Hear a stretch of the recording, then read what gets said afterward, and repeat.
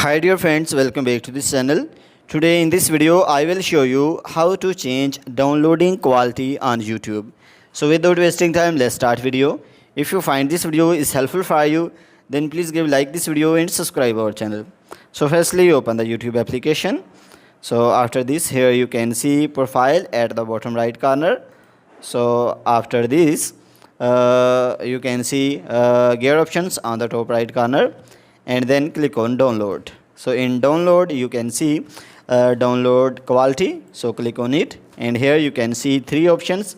So you can select ask each time or medium or low. So after selecting, so here you can also see different options like download over Wi-Fi only. So if you want to download any videos on the Wi-Fi only, so turn it on. So here you can see recommended download, so you can also turn it off or on. So here you can see the options, use SD card. So you can see download videos to the SD cards after downloading. So you can also turn it on or off. So guys, in this way you can change download quality on YouTube. So guys, if this video is helpful for you, then please give like this video and subscribe our channel. Thanks for watching.